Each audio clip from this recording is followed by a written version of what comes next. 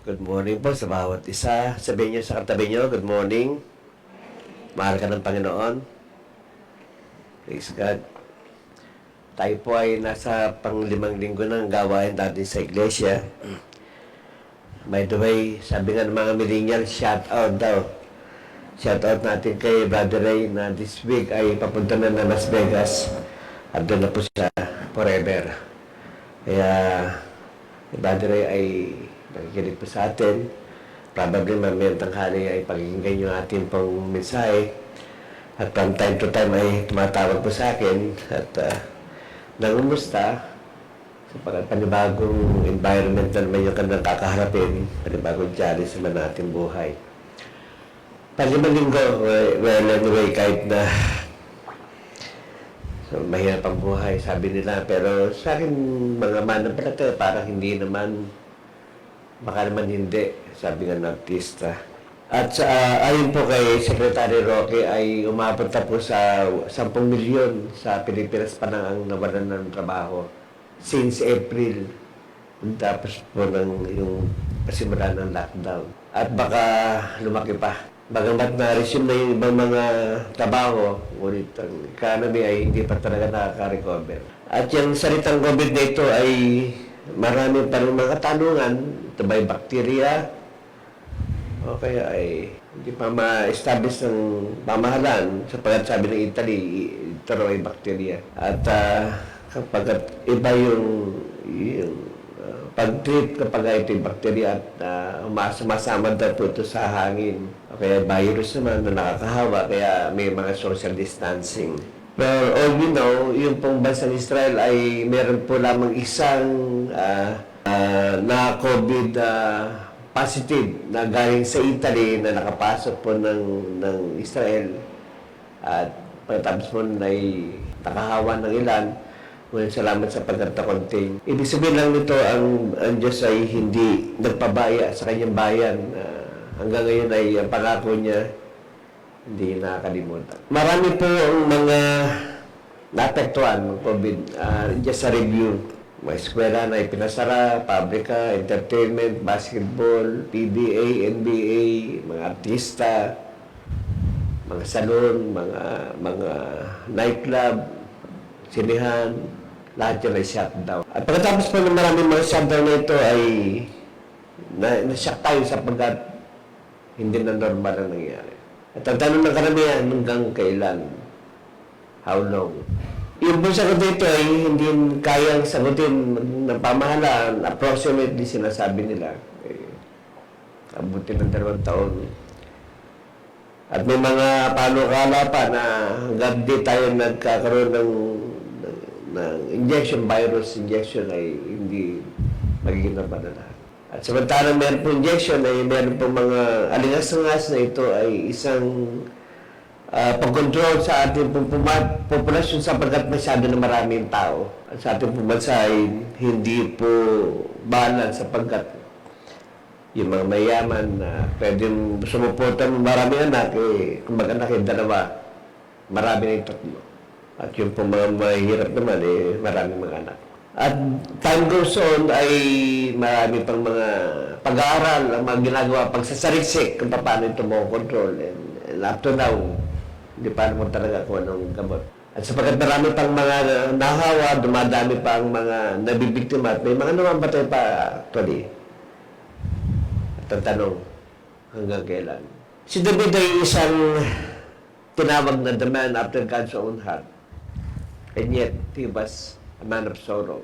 Kung paramihan lang ng mga pagsubok sa buhay, hindi tayo mananalo kay Haring David. And yet, ang Diyos ay may mga plano at layunin kung bakit pinaintulutan yung mga bagay nito. The bigger the war, the bigger the victory. Samantala maraming mga mananampalataya, nagre-reklamo tayo sa kakaunting mga pagsubok sa ating buhay na para bang dead of the world hanggang kailan. Tayo po may mga sarili, mga pangailangan na kuminsan pag di natugunan ay nagdadabog tayo. Nagtatanong tayo sa Diyos hanggang kailan, Panginoon. Trabaho, boyfriend, girlfriend. Iba naman magkaanak, pagpalain. Iba naman nangangarap magkaroon ng sarili bahay, sakyan. At dumating mga panahon na parang nainggit tayo. Nagtatanong tayo hanggang kailan. Yung mga panalangin natin kung minsan nagtagal-tagal tungunin ng Panginoon, samantala yung mga kapitbahay natin na parang hindi naman mananampalataya, pinagpapala. Para mga ang Diyos nakatalikod sa atin. At nagtatanong tayo, Panginoon, hanggang kailan. Tingnan natin ang mga bahagi ng sinulat ni Haring David. Si David ay isang lingkod ng Diyos na napakaraming mga pagsubok sa buhay. 20 or 15, taon siya nagtago kay Haring Saul. At yung panahon na yun, yung probably about 8 years, isinulat po yung awit na ito. Ang awit na ito ay sinasabing song in the desert sapagkat pinapakita ron David ay nag-iisa habang nag-usap sa kanya yung Diyos at nagtatanong sa Panginoon, hanggang kailan, Panginoon? Isa sa mga bahagi ng buhay ni David, hindi lang siya hinahanap din sa Haring Saul para patayin. There was a time sa kanyang buhay na parang naging national hero siya nung pinatay niya si Goliath. And yet, after that, manhunt for David. So siya ipapatay. Ipapatay ng hari na kung saan ay pinagmarasangitan niya sapagkat napakalaki ng problema ang kanilang kinakaharap. Wala makatalo kay Goliath. It was the biggest problem ever sa bansa Israel. How to overcome the champion. At pagkatapos po ng labanan na ito ay nagsero si Haring Saul sapagkat yung tao nakuha niya na yung loob. And then, tragedy come. Minsan yung mga pagsubok sa buhay, biglang na lang darating sa mga panahon, di natin inaasahan na napaka-secure natin. At bigla na lang, napakabigat ng pagsubok. Lalo sa mga tao na meron kamag-anak o asawa, kapitbahay, o malapit sa kanilang puso na sabihin natin may taning ang buhay. Nakikita mo yung hirap na kanya dinadanasan na wala kang magawa. Hindi ka makahati sa kanya paghirap. At anong tatanong ka, Panginoon, kailan siya gagaling o kailan siya mawawala? At ang lahat ng ito ay hindi tiyak kung ano ang magiging resulta. At nagtatanong tayo, Panginoon, hanggang kailan? Nainit na tayo. There was one time in the life of David sa Siklag. Sila po yung nagpatuloy upang hanapin ng mga kalaban nila at yung 600 men na naging matapat sa kanya na kanyang trinay upang maging mandirigma, tinawag na men of valor. Yung kanyang faithfulness sa inakahandad, buong tiwala sila sa kanilang hari na kaya sila ipagtanggol ano man ang mangyari sa kanilang buhay. They will save kapag kakarap nila at kasama nila si Hari David. But the biggest stress in his life came. Sinay po siya ng mga kalaban mo sila, yung mga nasa pagpapatoy, yung mga magigiting, yung mga mandirigma, ay wala. Sinalaki sila ng mga kaaway. Lahat ng mga babae, pinapapatay, mga anak nila pinapapatay. Pag nila, nagulat sila, yung kanamatahan, nagsinunog at walang natin ng mga buhay. And then, yung mga magigiting ng mga likod dito na magiging tapat sa kanya, nagtatanong, what happened, King David? Or David, our leader. To the point na malapit na siyang patayin, sinisisi siya, at lahat ng galit ay binuntok sa kanya. At sa time na siya napunta sa isang wilderness, and then he asked God and talked to Him, how long, Lord? How long? Gano'ng katagal? It is a song of agony. It's a song of suffering. It's a song of heartbreak. It's a song of breakthrough sa buhay ni David. Samantalang ginagay natin yung kanyang bigat ng kanyang karanasan, at tinitingnan din naman natin yung ating mga pangailangan na napaka-minor, and yet we ask God, how long, Lord? It was a time that King David na parang he was totally isolated. And yet because of this isolation, God has a main purpose for him because he was trained down and trained him to be the next coming king. It is not easy for him to experience those kind of experience, and yet he must overcome it and went through the most dangerous happening of his life because the reward is too much for him. The next king of Israel who are going to rule for 40 long years, now the subject of suffering, agony, defeat, and breakthrough. To start with, isolation of the king. Sabi niya rito, how long, Lord? How long you forgive me or forget me? Yung pong pagkakasulat dito kasi ay tuloy-tuloy. How long do you forgive me or forget me forever? ang talagang totoong pangyari dito ay nagpatuloy siya forever. Hanggang ganun mo ako kakalimutan, Panginoon, magpawalang din ba? It speaks about that series of testing and temptation in the life of David. That's why he asked God, how long does it mean forever, Lord? Forever nga ba? Noong ako ay ma-stroke, pabili pa kami ng wheelchair. Bukas pa po yung Paskuhan Village. Hindi ko alam kung si Brother Romel yung nagtutulak sa akin na kapitbahay lang namin. Driver ko pa na pagkatapos po magpa-therapy ay siya po yung driver namin. Naranasan po itulak sa wheelchair. Salamat sa pinaglabanan ko. Sabi ko, ayoko manatili na nakapo sa wheelchair. Hindi ko sa gusto kong makalakad din na magkaroon ng mobile at kahit mabagal, okay lang. Hindi niya tanggap po na lahat. Minsan may mga dumarating mga masakit na bagay sa buhay ng kahit ng mga matutuwid katulad ni Job. He was isolated because of the reward in his calling. Sabi niya rin sa pangalawa, how long will you forsake me? Hanggang kailan mo ako pababayaan, Panginoon?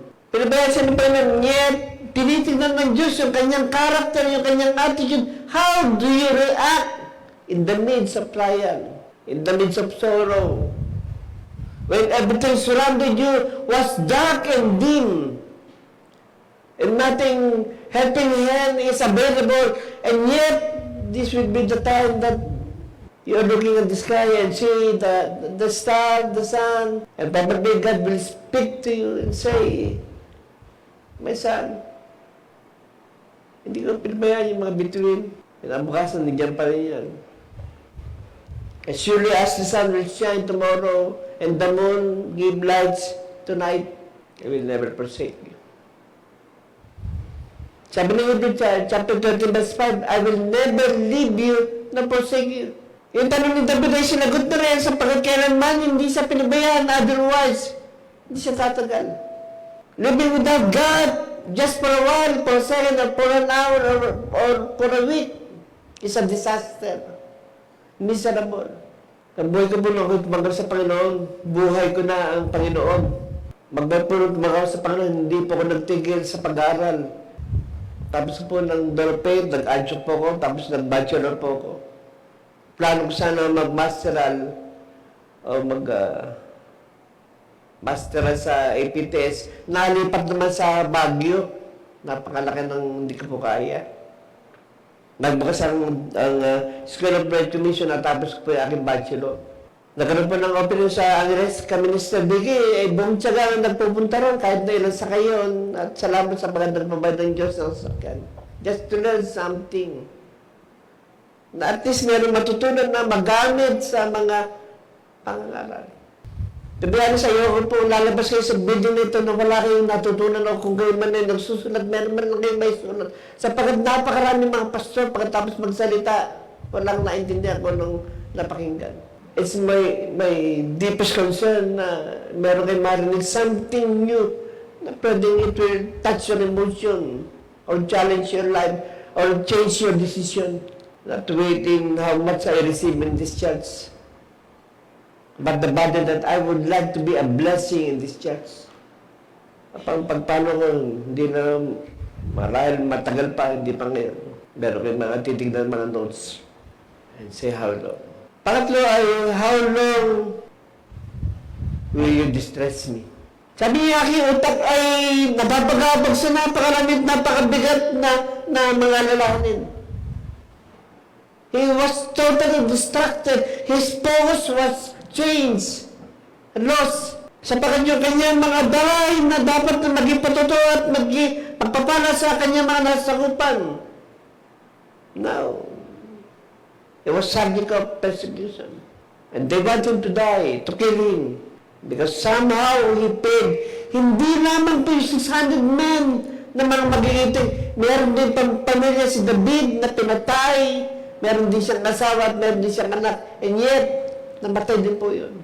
And his agony, he said, somehow, Lord, how long will my mind will restore the peace that came from you? Sabi ng Philippians, the peace of God will pass under all understanding that will keep your heart and your mind to Jesus Christ our Lord. Wala naman pwede pang i-substitute sa peace of God. Yung kapayapaan sa gabi na kahit na nagkakagulat, nagkakamatay na yung mga nakapaligid, 10,000 na yung bumabagsak sa iyong harapan, and yet God is still with you.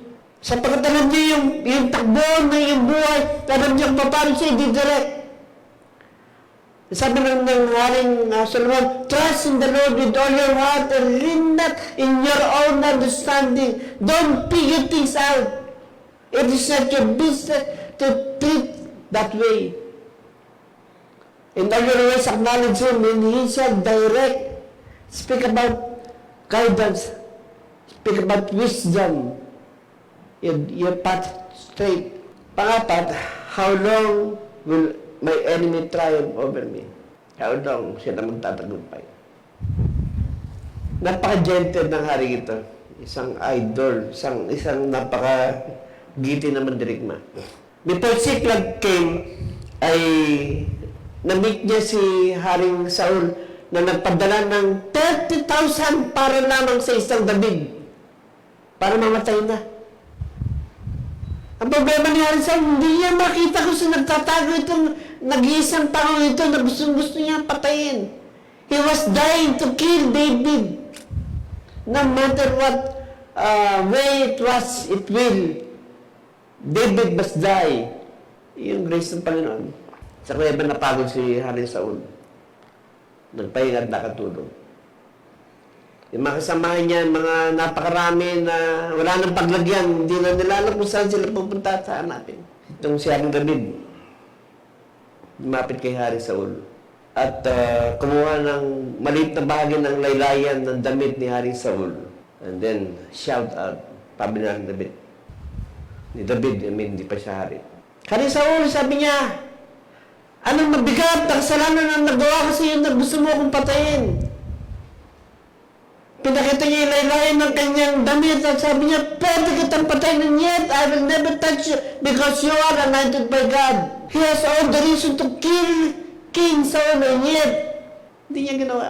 Because you know how to respect God's anointed. Hindi siya nagmamatay sa pagkatong panahon na yan, pwede niya mapatay. Siya na ang papalit na hari. And yet, He is waiting for another years that the promise of God will come true in the life of King David. Huwag kayo magmadali, church.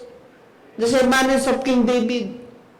Kung nahihirapan ka mga yung may time ang Panginoon sa iyo, yung faithfulness ay wait in Panginoon. Hindi nakakalimutan ng Diyos. There was a time in my life na gusto ko na rin pong pumanaw. Sabi niya sa ministry, unfruitful, walang income, hand to mouth.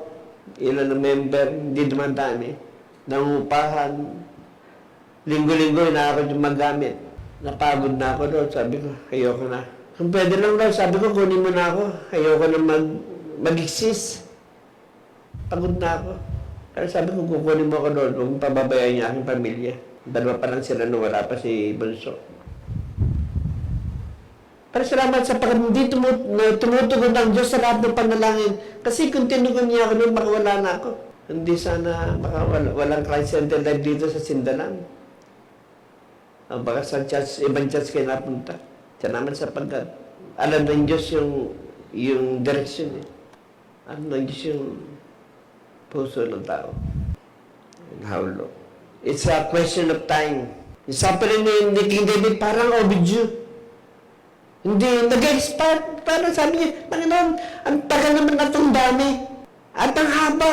At hindi ba parang ang ikli-ikli ng mga pagsubok. Pagkatapos naman, ang bilis ng recovery. Siya namatayan ng anak at ng asawa, and yet, gusto pa siyang patayin. Yung mga kalyado niya na naging matapat sa kanya, yung ngayon yung galit. Pinakita ng Diyos na hindi ka pwede magtiwala sa tao. Dahil kamatayan na mapupusuit ka. Magtatanong, how long? He almost gave up. Yung question hindi masagot.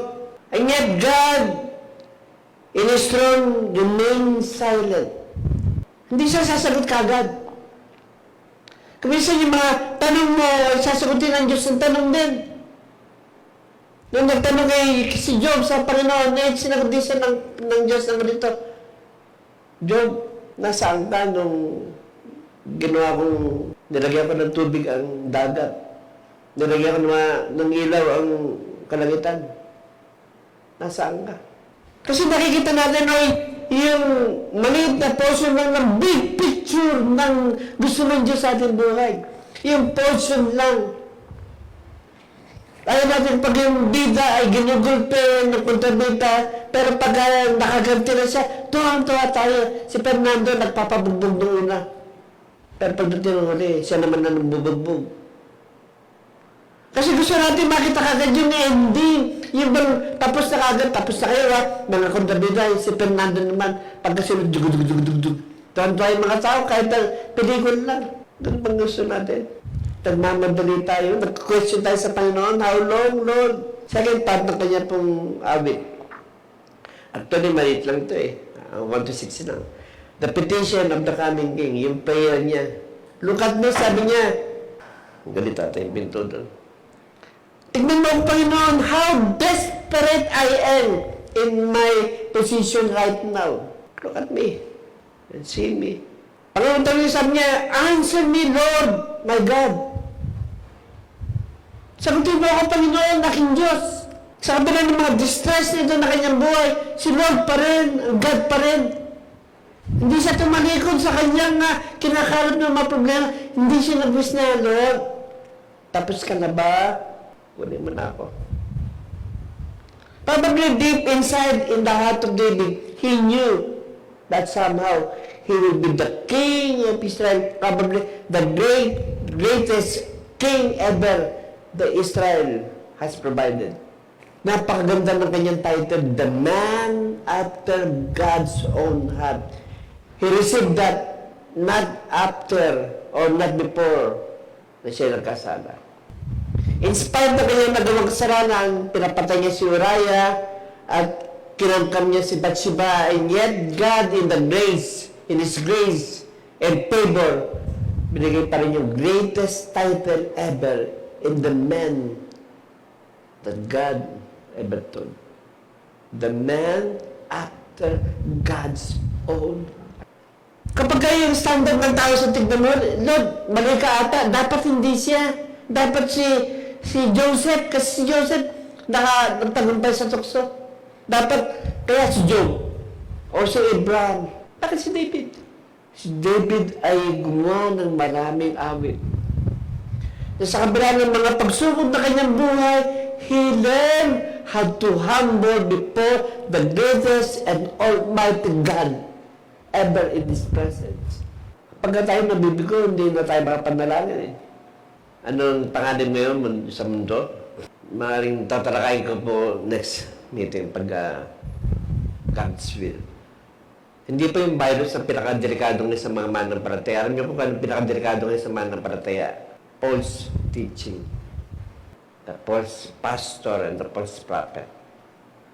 The Antichrist. Bigyan ako ni Lord ng wisdom. Gusto kong i-share sa inyo ito. Yung pangatlo sabi niya dito, reveal unto me or I die. Ipakita mo sa akin, ipahayag mo sa akin, ipaalam mo sa akin. Kung di mo ipaparang sa Panginoon, patayin mo na lang ako. O mamatay ako. Sabi ni John Whitefield, give me Scotland or I die. Sabi ni Elijah, Panginoon, tapos ka na sa akin, gusto ka na mamatay. Sabi ni Jonah, Panginoon, gusto ka na mamatay. Bago patay ng Panginoon, namatay lahat yung mga nag-request nila, bago siya namatay, yung purpose ng Diyos sa kanila, naunawaan nila ng napakalinaw. Ano man ang pinagdadaanan mo? Sige lang. Laban lang. Huwag kang kakapit. Hayaan mo si Lord na kumapit sa'yo kasi pag ikaw kumapit, makangawit ka, bibitaw ka, pagkatapos si Lord, sabihin mo, hindi ko na kaya, ikaw na lang mawag sa akin. Before my enemy rejoice at my defeat. Talunan. Ang sarap makinig ng mga istorya ng mga taong dumamba sa hirap. Yung mga taong pay-pay na, yung hininga na lang meron at konting pag-asa, ang tagumpay. Last Tuesday, nanonood po ko ng Bawal Judgmental. Kung nakapanood ka ng Bawal Judgmental last Tuesday, Tuwa po ako sa palabas na ito kasi madalas po may mga na-imbita sila ng mga Kristiyano. Si Otit, siya nakapakinig na kay Otit. Wala ba? Alam mo, may manood ng television, hindi pa kayo nanonood ng judgmental. O hindi kayo nanonood ng judgmental, hindi kayo pupunta sa langit. Itong si Otit na ito ay, ang tanong kasi doon yung mga nakatapos, mga minority, mga maliit na mga lahi na mga bagsak ang mga sabi natin, mga second class na mga tao. Ito si Otit ay yung kanyang mga magulang no read, no write. Yung tatay niya, grade 1 na, hindi pa ata nakatapos. May mga kapatid siya. So, ang Diyos naging napakabuti at nililipak sila doon sa kanyang community sapagkat wala, mahirap eh. Hindi nakapag-aral. Kada kayo pupuntahan. Ngayon dyan ka na lang. Napadala Diyos na Christian missionary na mga manampalataya at naghanap ng pag-aaralin. Itong si OTP, nagkaroon ng interest na mag-aral. Sabi niya yung grade ko noon ng 75 lang actually, laban. Lumaki siya sa pangasiwa at pangangalaga ng mga Kristiyanong missionary. Ang pangarap niya lang ay sa mall yung kanyang nanay at mapagtayuan niya ng bahay para hindi naman sila lilibakin. Natapos po siya ng nurse, nagtrabaho. Pero yung puso, hinurman ng Diyos eh, habang nagnanas siya ay kinakausap na siya ng Diyos. Bumalik siya doon sa kanyang bayan sa Manobo. I think it was in Aklan or somewhere in Mindanao. May norte. Yung mga taong hindi mo tsatsagay kausapin. Natapos siya ng nurse. At gusto siyang pag-aralin pa. Kinulong niya pa ng pagdodoktor. Alam niyo kung saan siya nag-aaral? De La Salle University. Ang laki ng tuition doon. Pag Ateneo de La Salle, yan na yung kumbaga sana, wala nang, yung aking pinag-aralan noon, de La Salle din po, dati Araneta, pero ngayon de La Salle na rin. Pero iba po yun. Tapos siya, sabi ng nanay niya, anak, okay na, nakakain na tayo ng maganda, napapag-aaral mo yung kapatid mo. Bakit mag-aaral ka na naman? Kasi mawawala na naman ng 6 na taon yung kanyang anak. At alam niya, sabi niya, MD na siya ngayon. Sabi niya, habang umiyak, sabi niya, Nay, may papasyal na kita sa mall. Papagawa na kita ng bahay. Sabi niya, sa mga mapisamin, libre clinic. This year, magiging graduation doctor. Galing sa Roma. Tinatapak-tapakan, nililibak. Siya ang kauna-una magiging doktor ng Manibong Clan. Magbuhat pa ng pasimulahan ng kanilang lahi. Pinadala sila sa Amerika, 4 po silang doktor ng Lasal. 20 county ang naglaban-laban, nanalo yung kanilang paper research. Pilipino. Dr. Otit, Kristiyano. Iyan ang nagpapayak sa akin. Ang nagpayak kay silang baklang Paulo. Yung tagumpay ang nagpayak sa akin dahil siya ay Kristiyano at kapatid ko sa Panginoon. I cannot stop but to cry. Yung mga taong bugbog and yet kaya palang iyangan ng Panginoon because merong hope at may faith sa mga dilan, the essence of how low. How low, Lord? Well, may triumph over. My enemy triumph over me. Pangatlo, the decision of the coming king. In the midst of his distress. Sa kalagitnaan mga storm ng mga pagsubok sa buhay, sabi niya rito, but I trust in your unfailing love.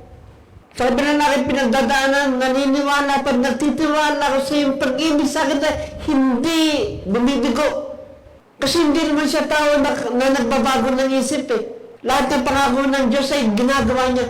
I think meron pong 7,842 promises ng Diyos sa kanyang salita sa Biblia, and yet He is ready and enough for him to do everything what He said and He promised.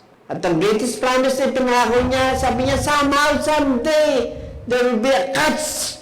I will call the church in the air. Yun pong rapture. Yung blessed hope, the greatest promise, the joy of all joy, the unspeakable joy. The word cannot contain enough how to explain.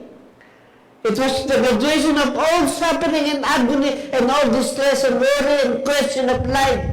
Pero malilipad ka, tatagitin ka. Pag nangyari yan, sabi mo, rapture na pala. Tama si Pastor, hindi po ako tama po ang Biblia. First Thessalonians 4, 1-6. Pangalawa sabi niya, my heart rejoice in your salvation.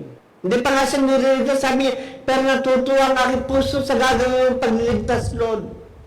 There is always some hope. The first word is trust, the second word is triumph. My heart rejoices. The word salvation means triumph. Naalala ko yung isang sa television, sabi nila sana, Roses, tatagal ka ba? Something awkward, may pagkabastos yung tanong, pero ito po yung totoo ngayon. Tatagal pa tayo? Kasi sabi sa tabi mo, tatagal ka ba? Ako, tatagal ako. Patagalan tayo.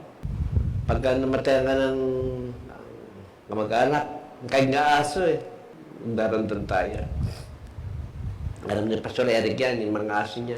Yung aso namin, alam niya pa, ang pangalan ay Topi, nawala. Tapos how many months? Bumalik. December 31, bagong taon, nawala na naman. Tapos bumalik, May 29.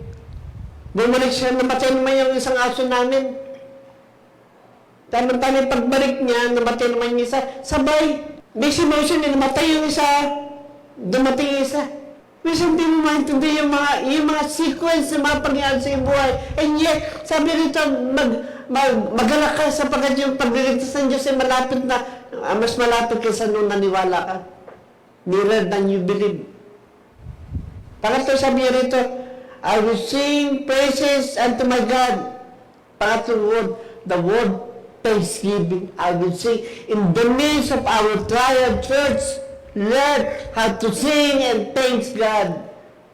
Balikan mo din natin si Saul, Paul and Silas.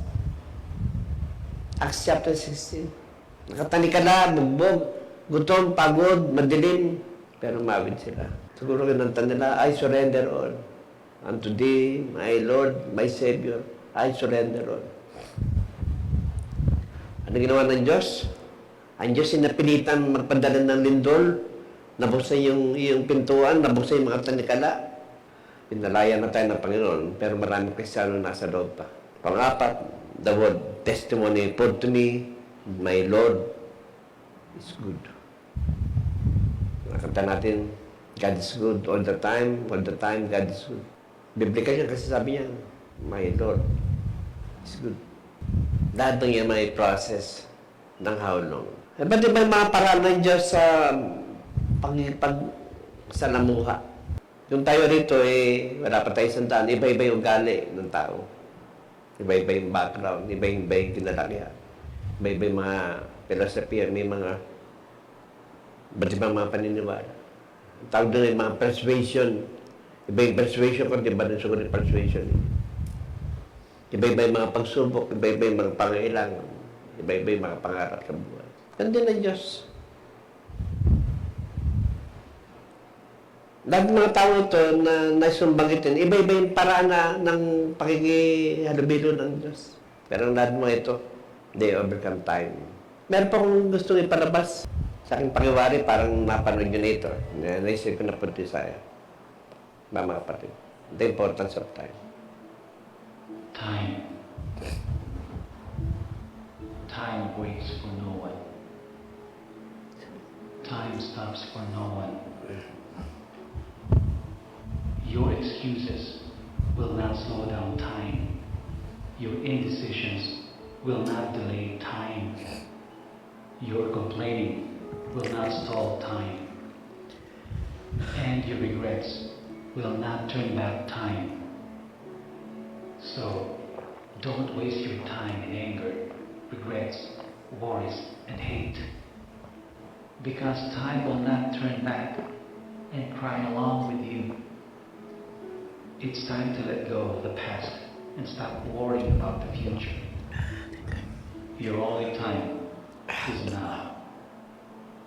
So make sure you spend your time with the right purpose, with the right deeds, with the right emotions, with the right thoughts, and with the right people.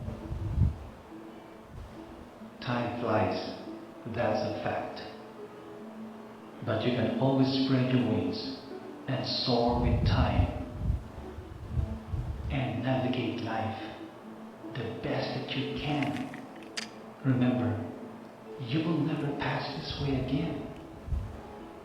Make it count. Time, do what it does. Keep moving.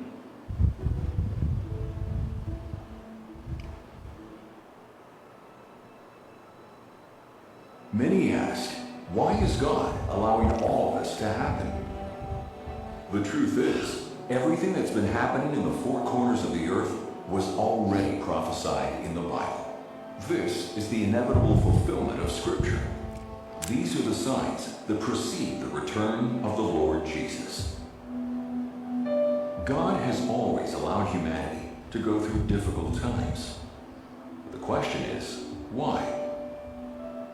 We need to remember that when everything is going well, when the wind is at our back, our tendency is to relax and rely on our own strength. Many imagine that they are self-sufficient.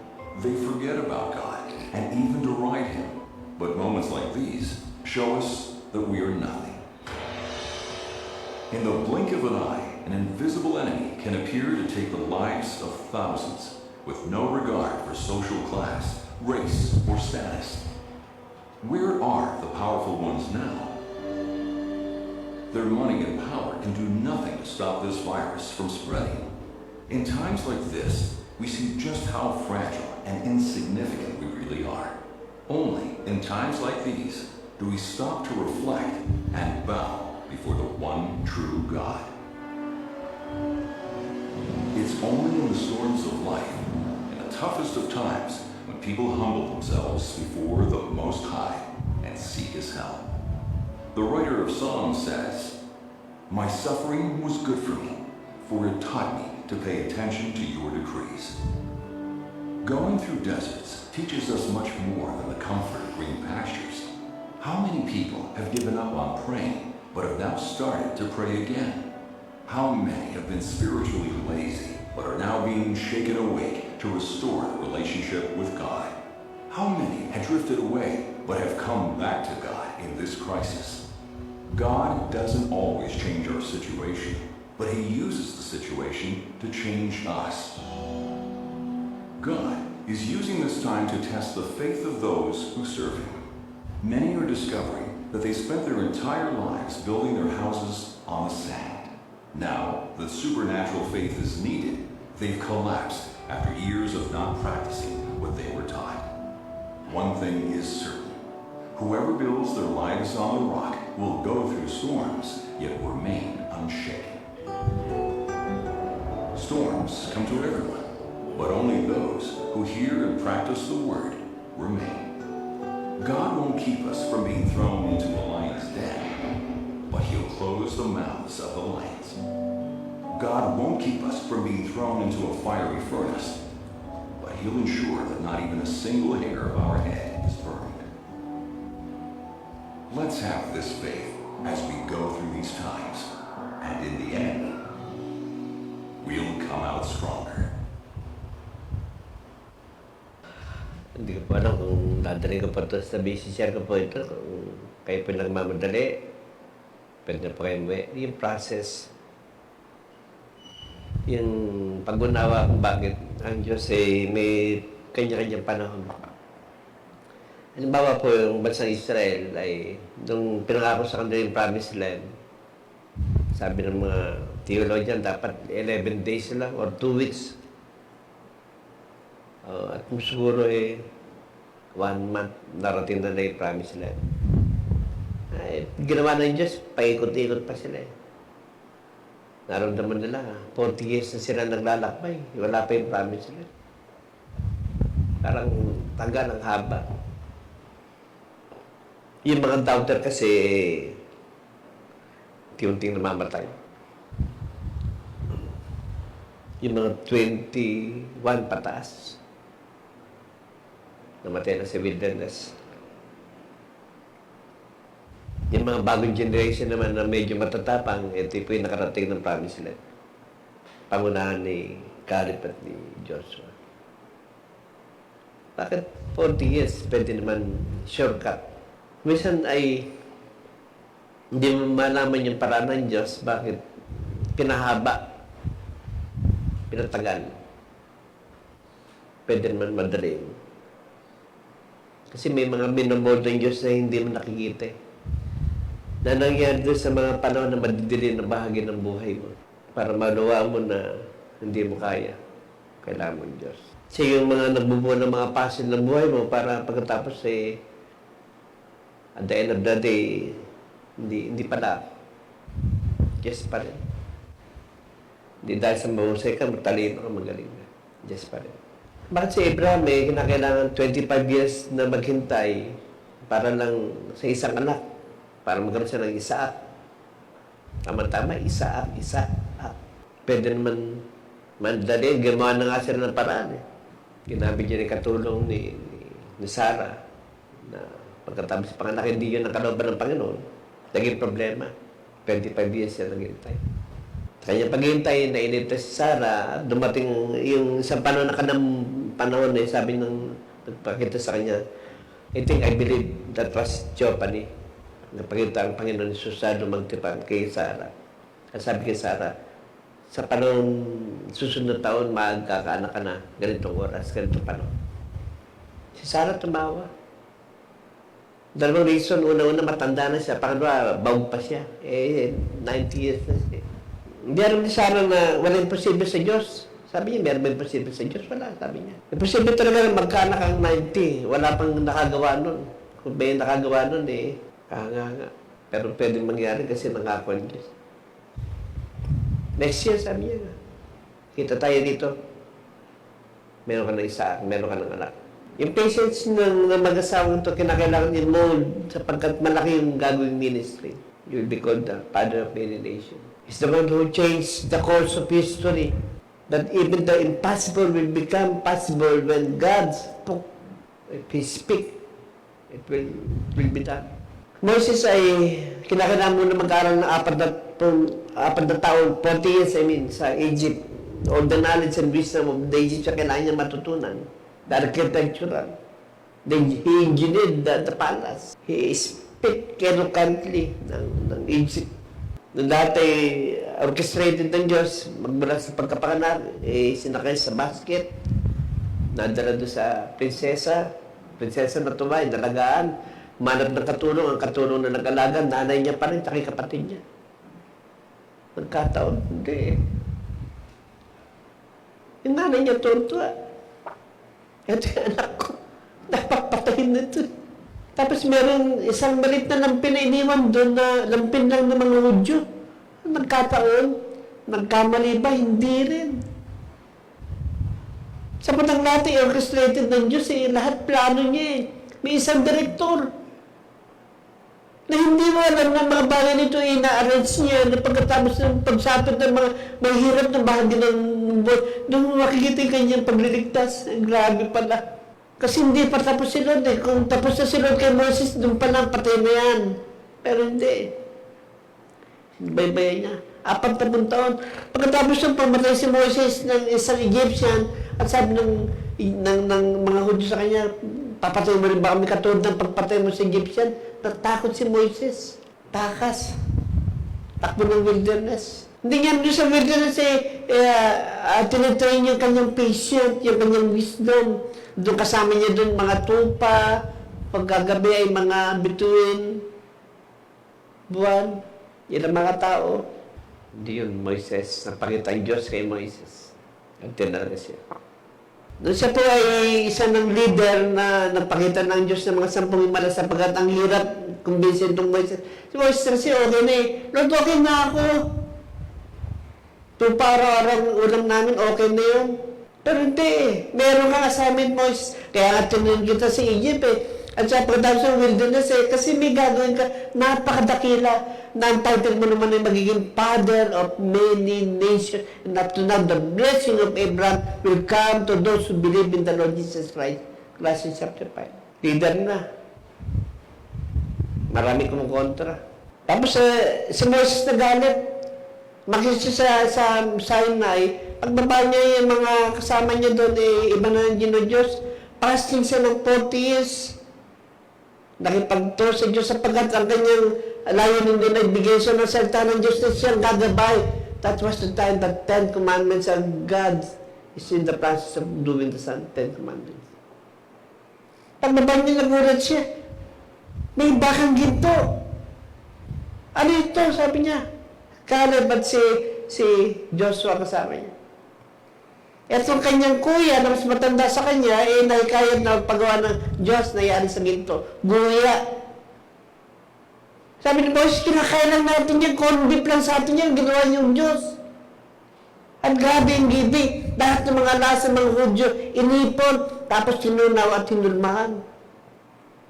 Tapos kung tinulmahan yung nilalagyan ng sungay yung tatawagin ka namin Diyos, ililigtas mo kami. Samantalang isang nasa taga-bundok na, sa bundok na hindi kumain ng 40 araw at 40 gabi. Pagbaba, nagalit. Tinunaw niya, pagkatapos ay binuso sa tubig at pinainom sa mga Hudyo. Panig na naman siya, another 40 days na naman. Ang birang buhay ito. How long? Sabi mo, Moises. Kulang pa ba 40 days ka, hindi ka, ang hirap. Just to be honest, 2 days lang ang ginaya ko mag-fasting. 40 days, 40 nights. And another 40 days and another 40 nights again. Kasi yung reward, napakalaki. Napakatindi ng laban. Pagkatapos po nun, another 4 days na kanyang ministry. David, 15 years na nagtago. Tanong na ko na yan si Joseph. 13 years na ng bilangguan. Ang charge, rape.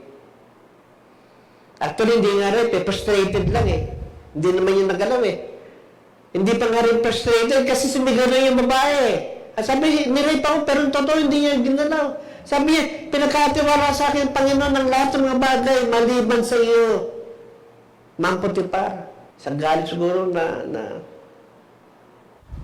napaya sa sarili. Sumigaw ng rape. Itong Joseph na ito, 13 taon, naghihimas ng bakal. Sa kasalanan din niya ginawa.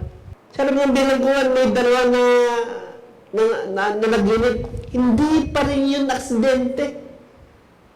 Nirayon pa rin ng Diyos na makasama yung mga tao ito sapagkat yung rayon ng Diyos ay kinakailangan magganap kay Diyos. And at the end of the day, sabi niya sa mga kapatid niya nung makita niya, you mean evil with me, but God meant it for good. That's the time that all things work together for them who love God and who are called according to His purpose. Noah, 120 years, ginawa yung arko. Kung nandun lang si Saul, siguro magpapatulong kay Noah si Saul. 120 years. Ang kasama niya, 4 na babae at 4 na lalaki. Umulan ng 40 araw, baha. Ang sabi ng Bible ang tubig galing sa itaas saka nagbukal. Pagkatapos po ng isang kalahating taon pa sila na-quarantine sa loob ng arko. Hindi sila makalabas sapagkat punong-puno ng tubig ang buong mundo. Haba. 1.5 year. Tagal. Kung sabi ng Noah, how long, Lord, that I may be able to see land? And Noah walked with God. Jacob, mandaraya. Noong nating na siya ni Esau, sa pagkadinaya niya, nagtago siya, napunta sa kay Laban, kanyang ganan. Itong Laban na to ay mandaraya din. Siya nagalaga ng tupan ni Laban. Ang kagilagila ito kasi yung puso ni Jacob is longing for God. No matter what happened, even in the worst process, I will become a servant of God. Kinakailangan niya makipag-lesson sa angel of the Lord. That is theophany once more.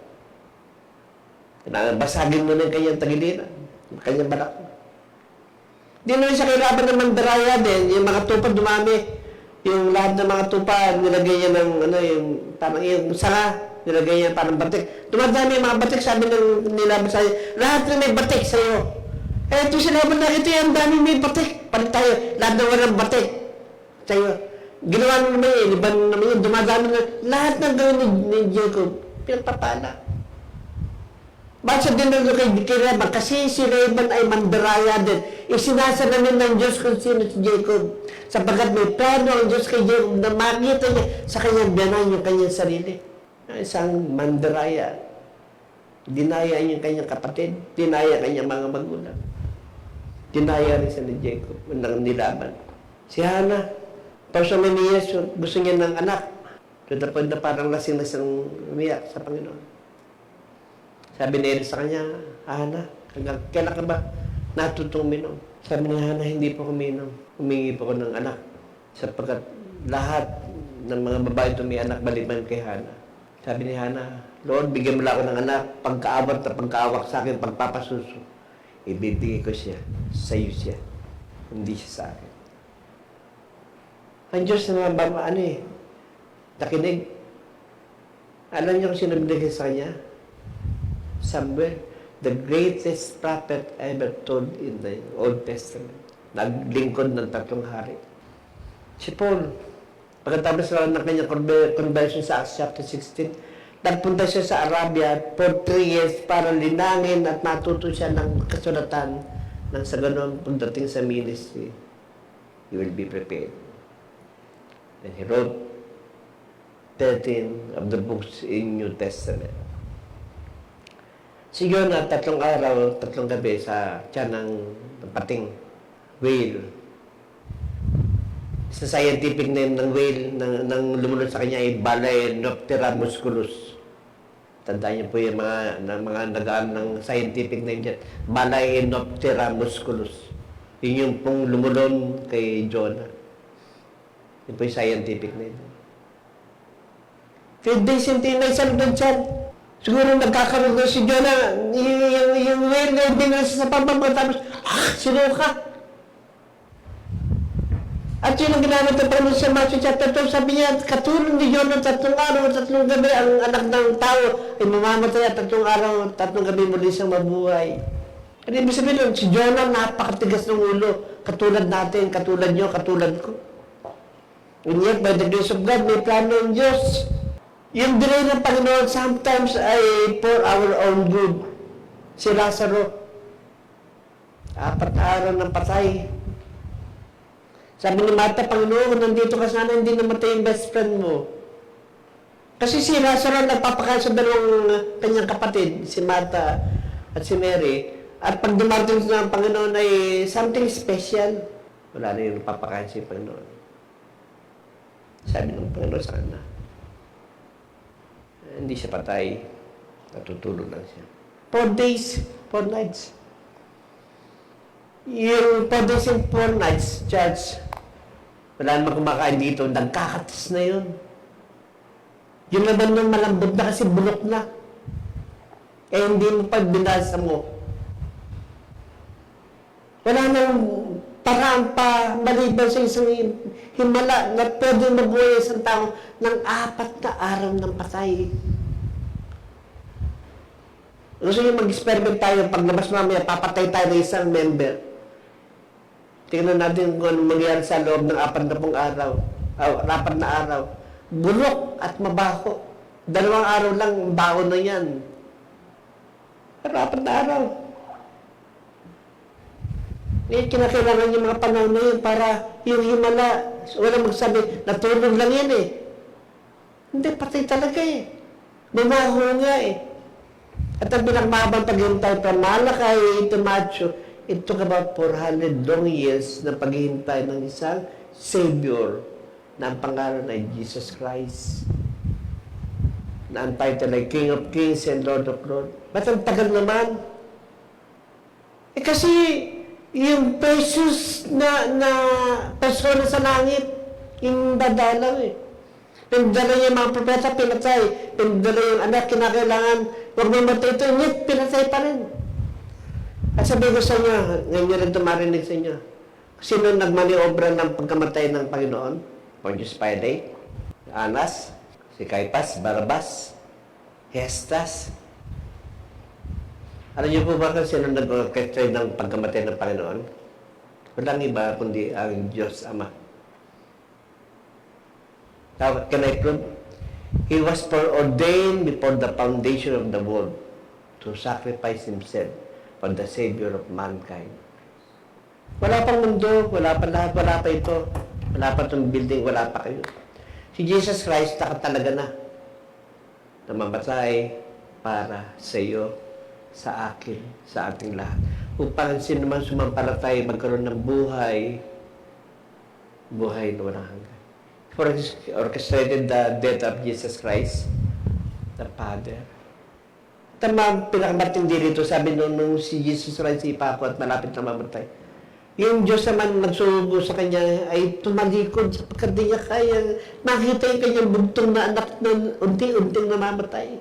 That was the darkest moment in the life of this whole universe, that when Jesus Christ gave up His life and say, "Finish, Father, unto Thy hand I commend you my spirit. Why thou hast forsaken me?" Ano niyo ba yung pagkakaiba ng forget sa forsake? Yung forget, nakalimutan ka niya, pero pag nakita ka niya, maalala ka. Yung forsake, kinalimutan ka niya voluntarily. Sinadya ka niyang kalimutan. Yun ang masakit. Sinadya ka ng kanyang kalimutan. Naalala ko yung katotoo na aking asawa, yung kanyang mga kamag-anak noon. Nilalakad sa munisipyo, nakaharap niya kanyang kamag-anak. Dininay siyang kamag-anak kasi mahirapan sila. Pero mayaman niya. Sabi nga ni Pacquiao, yung kayamanan daw sa mundong ito ay relative. Nung yumaman siya, marami siya naging relative. Yung ginawa ng Panginoon ang pwedeng gumawa. Tapos yung ganda. Sada na mahaba. Next Sunday po ay anniversary natin. Sa Wednesday po ay 31 years ang aming anniversary mag-asawa. Punta kayo sa Jollibee, order kayo, bayaran nyo na rin po. 31 na kami. 31, madala kami, hindi kami maalala, hindi naman kami nag-aaway niyan eh. Hindi kami nag-aaway ng asawa ko. Kasi mabait ako eh. Mabait din siya. Wala kami pag-aawayan. 31 years. 31 years ng tiis, ang natsagaan. Tinatsagaan niya ako kasi may tinitiis ko naman siya. That's how I can say, my God is good. Mabuting Diyos. At kung kailan pa yung may pandemic, saka kami blines, sabi nga niya eh, kung kailan may pandemic, masarap yung aming bigas. Ang daming bigas na eh. Dapat nga may bigas sa'yo ngayon, kaso hindi lang nadala yung pantimbang, siguro next Sunday na lang. Bigyan ko kayo ng tigakarating kilo. Hindi, dagdagan natin. Next Sunday po ay anniversary natin. Hindi ko alam kung paano mag-gagawin mga leader. Siguro mag-meeting kami ng konti kung paano gagawin namin. Wala na kasi mga kabataan na nagsasayaw. Wala na masyadong games kasi kaya natin ng social distancing. Sumunod tayo sa palituntunin. May mga konting paglabag. Sabi ko yung mga young people na malalakas naman, baka pwedeng gusto mong mating, patinin. Pero hindi ko sinabing mating kayo. Wala pa akong pinilit at sinabing mating ka. Bahala kayo kung gusto nyo mating. Kaya nyo mating, okay lang. Meron mga excuse eh. Kasi pandemic eh. Pero kung mating kayo, mas masarap nandito kayo. Maghirap kasi magpipitch ako rito. Lahat ng effort ko at energy ko, lahat ng ilalagay ko tapos walang makikinig. Iba rin yung mayroong tao eh. Kaysa doon sa live stream. Ganun pa man, Judge, 33 long years, mabuti ang Diyos. Napakabait ng Panginoon sa akin, sa atin. Yung pandemic, yung halos hindi man nabawasan konting-konti lang kasi alam niyo bakit? Yung ang church na ito naging giver na eh. Nagkaroon na tayo ng kustumbre na magbigay ng ating kapo. Sabi nga ni Brother Odin kanina. Brother Odin kasi yung araw-araw nakita niya, nakatabi. Ay, kapo. Kasi hindi akin yan, suggest. Dapat ito yun. Simpuso tama eh. Pag nag-matured ka na, hindi na sa talas, wala na eh. Yung pera, madali ng power. Pero pag hindi pa, kasi yung tithes, Yun yung measurement ng commitment mo sa salita ng Diyos. Kung paano ka susunod. Paano mo maniniwala. Paano mo gagawin. Pero siyempre, hindi naman pare-pareho ng maturity. Nasa inyo pa rin, desisyon nyo pa rin yan. Pero church, time is big. Ang lahat ng mga bagay ay test of time, sabi ko nga po, bago po ako magwakas, bago tayo magdalangin. Hindi na ako magpapaawit para mag-meeting po kami mga leader. Meron po akong nice-share na 4 na bagay. The test of time. It was God who gave you your time. Ang Diyos ang siya nabigyan ng iyong oras. Kasi pwede ka mamatay nung bata ka pa lang. Pagkapanganak, pwede ka na mamatay. Hindi niya ginawa kasi siya yung nagbigay ng time para sa iyo. Pahalagan mo yan. Maaring short, it may be short, it may be long, pero somehow cherish your time. It may, yung tinatawag na the quality and the quantity. Kung mahabang buhay mo, ang pinakamahabang buhay ay 122, Pilipino yan, Pilipina, I mean. Marami na nagsa-celebrate 100 years, praise God. Pero kung ako hiling sa Panginoon, 77 years, pwede na ako uwi sa Kanya. 77. Kasi kung 77 na ako, parang katulad ni Manny Pacquiao, wala nang lakas. Ayoko naman na yung naka-wheelchair na ako, tapos nag-preach pa ako, at may na, wala na ako na samantala. Marami nang lulutang na mga magagaling, mas mahusir, magagaling ang puso. Pangalawa, time cannot be rewind or reverse. It was short and very important. Ito na binan natin kanina. Kung pwede lang sanang i-rewind, o kaya ay i-reverse. Pa-pass forward na lang para 2 years na at meron ng... kaso baka yung 2 years na mag-rapture na eh. Hindi pwede. Pag nanonood kayo ng television o kaya ng pelikula, pwede nyo i-pass forward eh. Gusto nyo kagad mapanood yung ending eh. Ayaw nakikita yung bida ay pinaiiyak. Gusto nyo kagad yung blessing, yung ending. Praise God, tapos na. Pero kung nakailangan kasi daanan yung mga mahigpit, mga masakit, mga madidilim. Sapagkat doon sa mga madidilim, doon binubuo yung mga bagay na hindi mo maintindihan. Sa pinakamadilim na bahagi doon, nagkakaroon ng mga ginto. Diamond. Sa mga madilim na bahagi doon, kumikilos ang Diyos na hindi mo nakikita. Sa madilim na bahagi doon, ka binibigyan ng wisdom, ng mga panaginip, ng mga pangkat. Sa mga madilim na bahagi doon mo gustong magtagumpay, katulad ni Dr. Otit. Sa madilim na bahagi ng yung kasaysayan ng buhay mo. Pinubuhat ka ng Panginoon kasi meron siyang plano mas maganda sa'yo. Kaya huwag ka maginanakit. Kung ito lang kaya ng Diyos ibigay sa iyo ngayon, baka bukas ikaw naman. Lalanin mo, ikaw bida sa iyo sarili mong buhay. Hindi ako, hindi chance. Ikaw. At kapag ang Diyos kasama mo, tatanggumay ka. Pangatlo, make the best of your time. Make use of every opportunity. Pagka may pagkakataon, share. Salamat po na bukas ang Panginoon sa mga surrendery. Every Tuesday, nandun po kami sa Kibiyawan. Meron pong 10 kami tinuturuan ng mga surrendery. Sana nga, hindi lang surrendery. Dapat ay surrender all eh. Surrendery. 27 yun, kaya na 10 na yung Martin. Salamat sa Panginoon. Magandang opportunity yun. At least sa Tuesday, nandun ulit kami. And lastly, there will come a time. There will come your time, whether you like it or not, dating ang iyong oras. Sabi nga nila, una-una lang, kaya mo silang mauna. At least, pag nauna na sila, alam na nila, yung ka napupunta, dalawa lang naman kasi, impyerno, langit. Kung sa langit kayo pupunta, kita-kita tayo doon. Kung sa impyerno naman, sorry na lang po.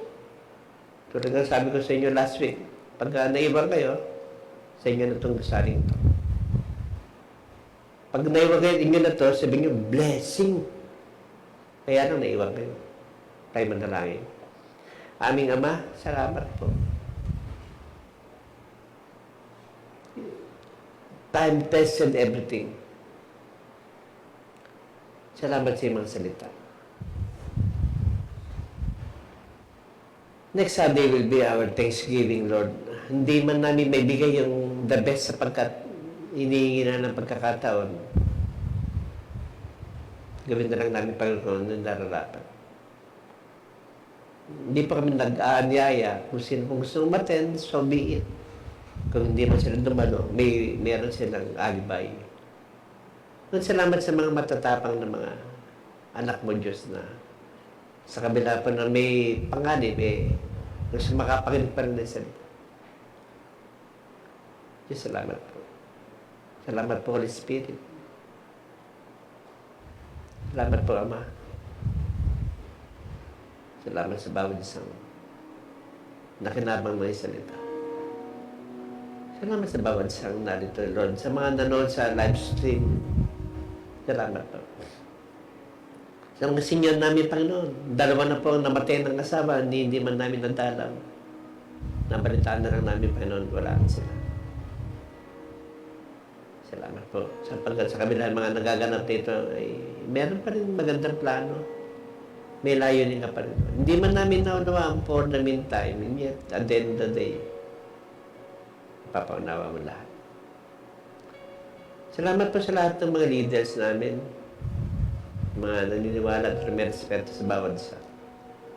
Salamat sa mga matatapat na nag-iika po, Panginoon, ng mga sa iglesia ito pang mapanatili namin, Lord, ang pangailangan ay matugunan. Salamat sa lahat ng mga manggagawa na gumagawa sa iyong basan. Sila man na papagal, Panginoon, yung mga backstage worker na hindi man nakikita ang gumagawa. Sila mga nagmamalasakit, Panginoon. Salamat po sa bawat isa. Salamat sa iyong pagliligtas, Panginoon, sa mga kapatid po namin na nasa abroad. Iniingatan niyo po. Walang isa man sa kanila, Panginoon, ang nahawa. Salamat, Panginoon, sa pagkadumaan man ng COVID. Kila Sandy, Romel, ngunit tumawid sila, Panginoon. Salamat sa pagkat wala akong nahawa. Salamat sa pagligtas mo sa lahat, Panginoon, ng aming mga mahal sa buhay. Na walang isa man tinumaan, Panginoon. Wala kami nabalitaan ng sapin ng COVID. Salamat, Panginoon, sa kalagitnaan ng mga tinatahak po namin, Diyos. Hindi mo kami ginutom. Wala na mo kami ng mga pagpapara sapagkat meron ka mga taong hindi mo pinapatulog hanggang hindi tumutulog. Salamat po sa kanila. Salamat sa magpapagal, sa mga sakripisyo. Salamat, Panginoon, sa lahat ng mga na-contribute ng bawat sa anuman po ito. Salamat sa desire nilang makinig. Umaasa na may pagpapalang tatanggapin. Maraming salamat po sa lahat ng mga driver namin, mga tumutugtog. Hindi mo nababanggit ang pangalan. Salamat po. Sa mga member namin sa Lord na tumutulong, sumusuporta pa rin sa gawain dito. Kasama doon si Brother John. Salamat po. Salamat po Panginoon sa marami pang mga pangarap po namin. Nakatawid na kami, Panginoon, panibagong challenge na naman. Panibagong patutuan na naman. Salamat, Panginoon, sa iyong mensahe. Ang amin pong team next Sunday, Panginoon, generation of history maker. Kami po yun. We are making history. And even though we are tracking down the darkest moment of our lives, you will never leave us nor forsake us. In Jesus' name we pray. Amen. Pwede magpalapakan ng Panginoon.